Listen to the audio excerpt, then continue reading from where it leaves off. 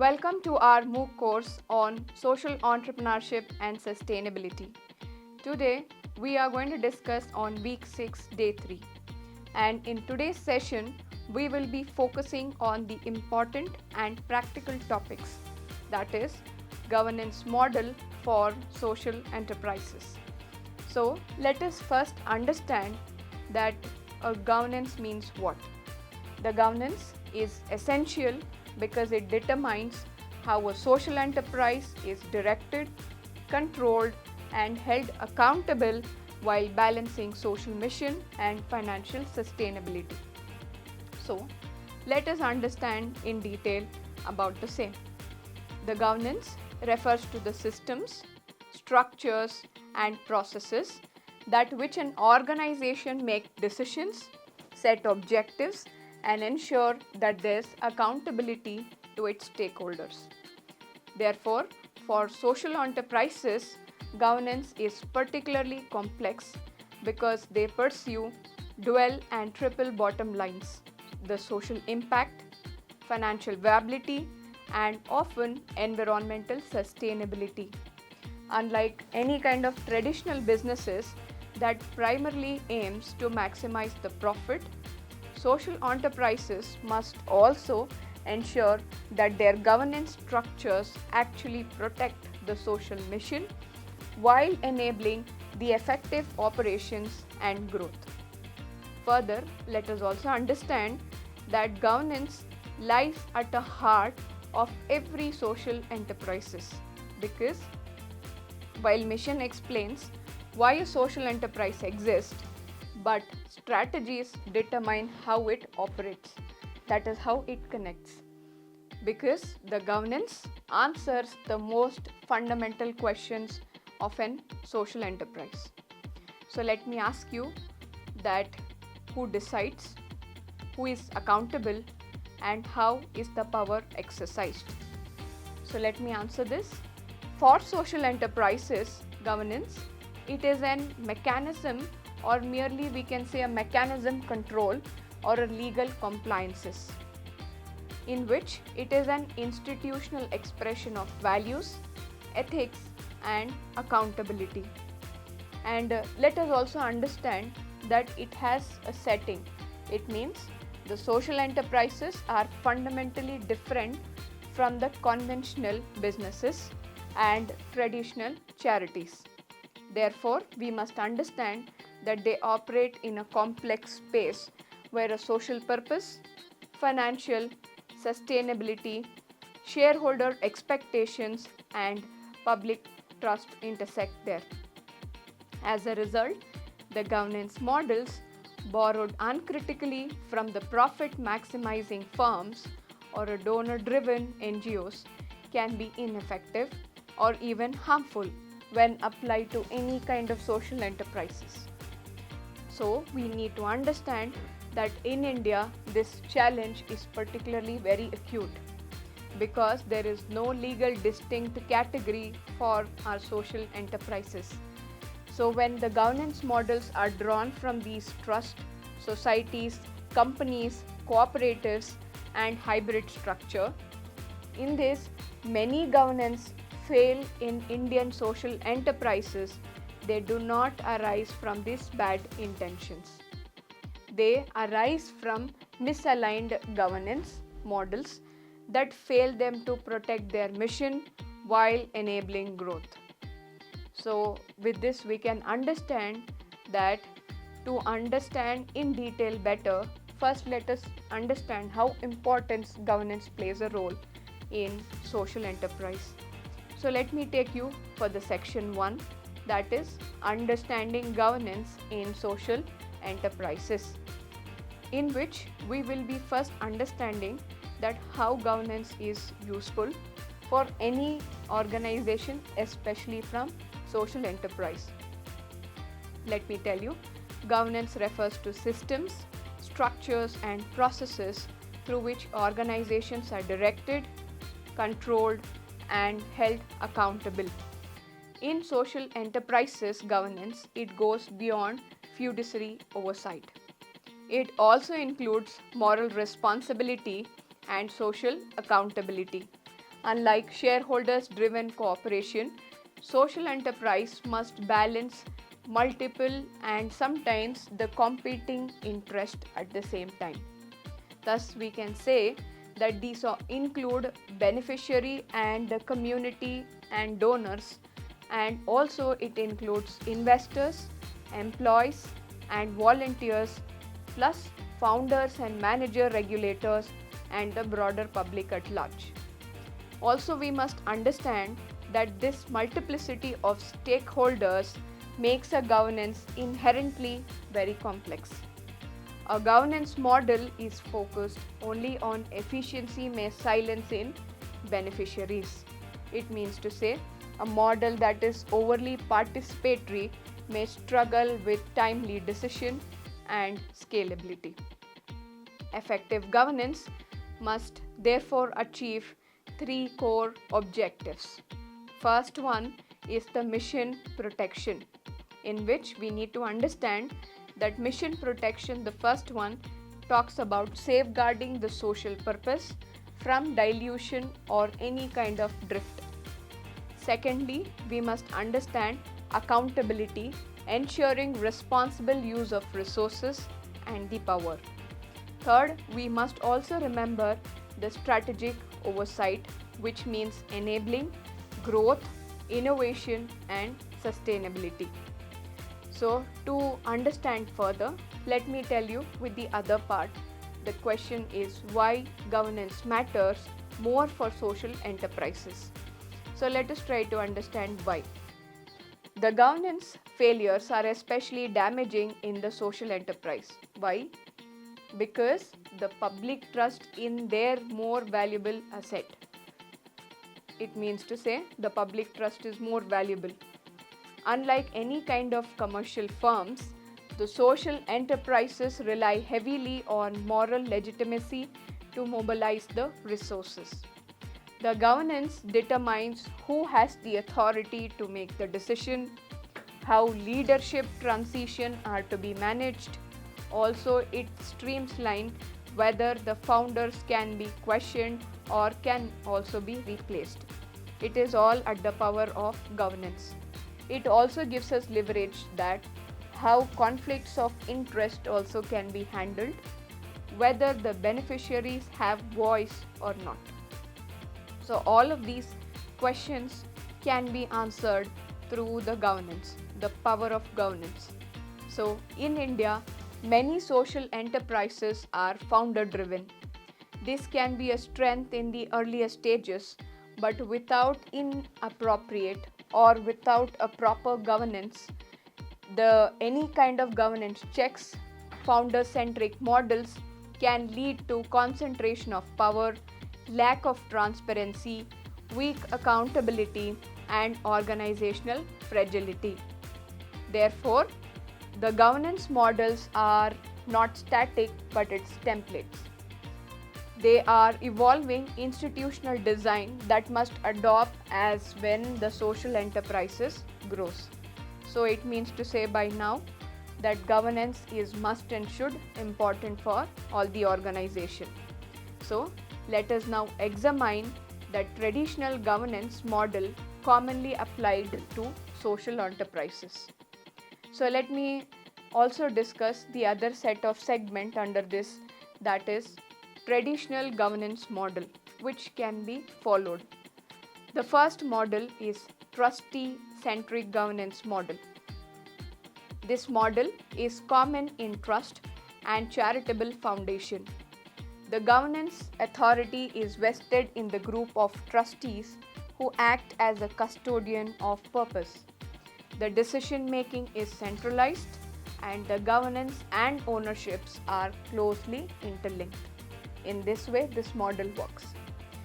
The strength of this entire model includes the strong mission continuity, stability, and a long-term orientation will be kept in mind always.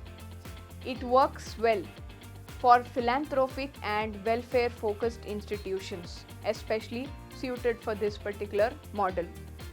However, we must remember that it also has limitation.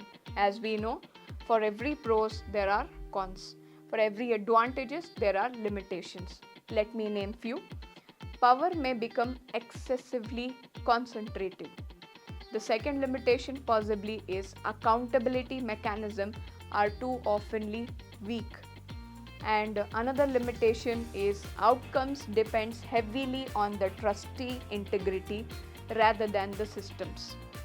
Therefore, in India, trustee-centric governance often struggles with lot of professionalization and scalability. However, there's another model, that is membership-based governance model. Under this, the model CRIM lies in societies and associations which typically follow membership-based governance. Now let me tell you how does this work. The members elect a managing committee, creating a democratic accountability in principle. Then, further, this model supports inclusiveness, representation, and collective ownership of the mission. Lately, we can see it is particularly suitable for advocacy organization, networks, and other social movement. So this is the significance of membership model. However, again, we must never forget that it also carries certain critics, risks, or considered to be challenges. Firstly, decision making may become very slow in this particular model. The other critic is factionalism and politicization can just emerge like anything.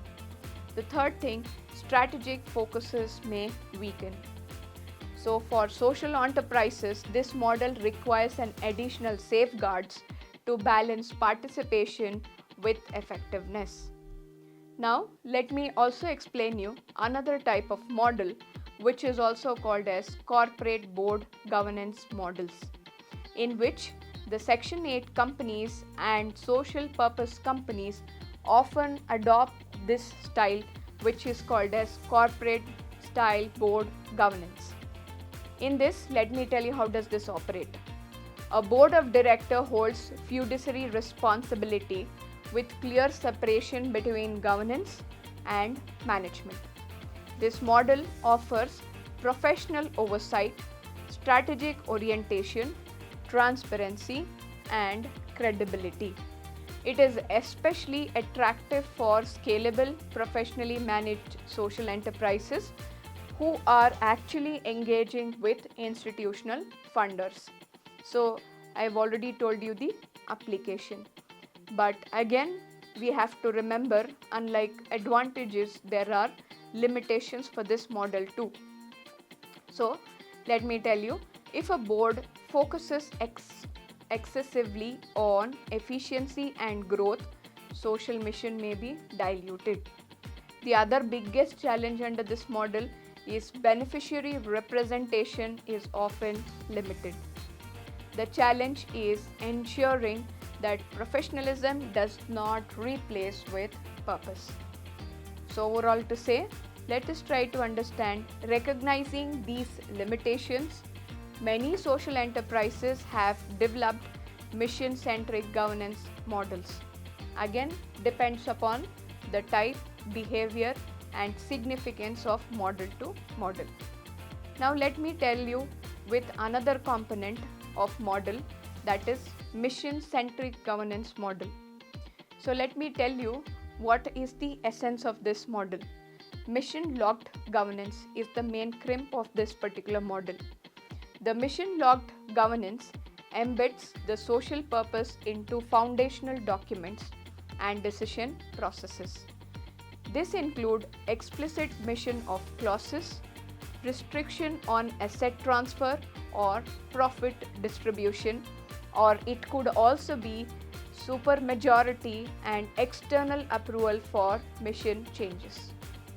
Such mechanism reduces the risk of mission drift within ourselves, especially during the leadership transition, or we also can consider during the funding pressures. So this is said to be the essence of this particular module. Now let me tell you, there's another important model, that is stakeholders governance model.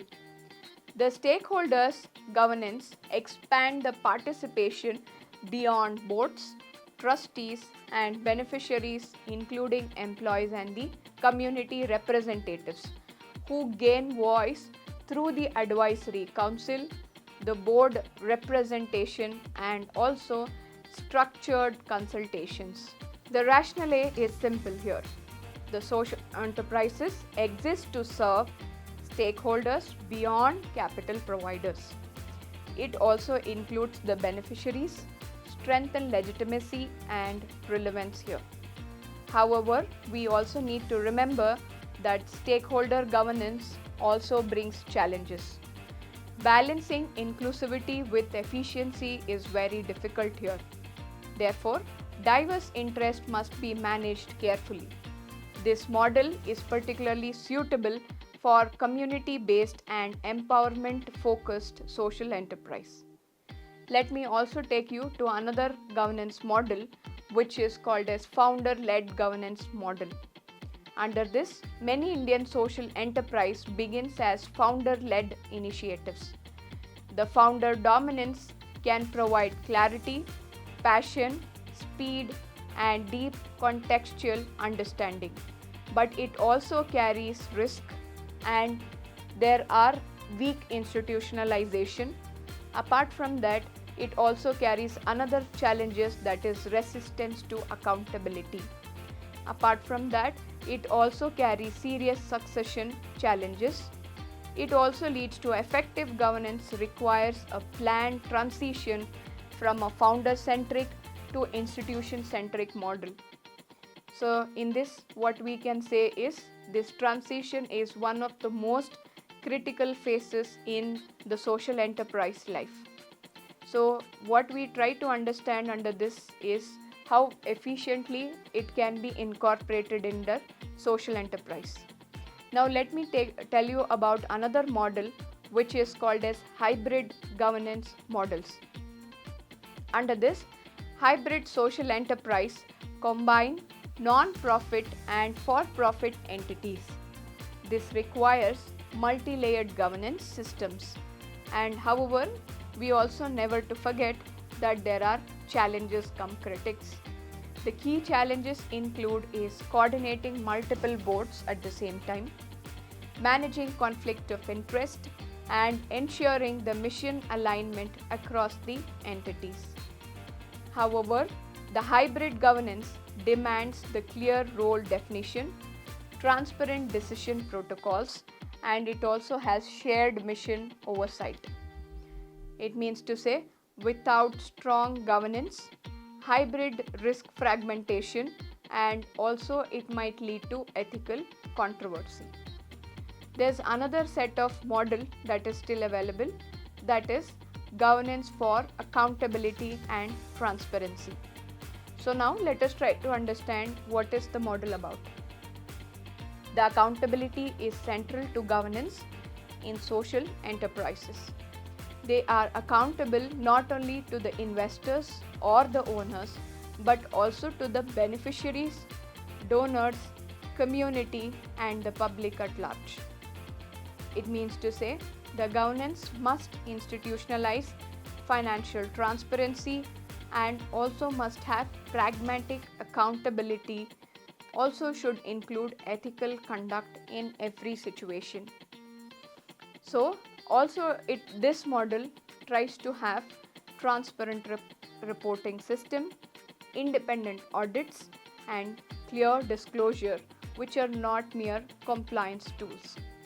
However, we must remember that they are governance instruments that sustain trust. Let me also little more detail, let me discuss about the next model, that is governance and ethical risk management, under which we are trying to discuss and understand here that social enterprise operate in ethically sensitive domains involving vulnerable populations and public resources. Now, here it also has another glimpse or the other side of it, that is, governance must therefore anticipate all form of ethical risk. These include conflict of interest, misuse of funds, exploitation of beneficiaries, and overstatement of impact. So, which means to say, a strong governance includes the conflict of interest policies clearly mentioned so that there's no overlapping issues. Secondly, it consists of independent oversight, and very important, it consists of whistleblower mechanism. Ethical governance strengthens the long-term credibility here. Let me also further put across the other component of this particular lecture, that is governance across the life cycle. Governance needs evolve over a period of time. Let me tell you in detail how. In early stages, the governance is informal and founder-led. In the growth stage, the board must be strengthened, roles clarified, and the policies need to be developed. In maturity stage, the governance actually becomes institutionalized. Along with succession planning, it also begins with the external accountability also deepens at the same time. We also have to remember, if a static governance model fails to support these transition, then adaptive governance is very essential here. At any point of time, it must be flexible in nature. However, there's another component attached to it, that is choosing the right governance model.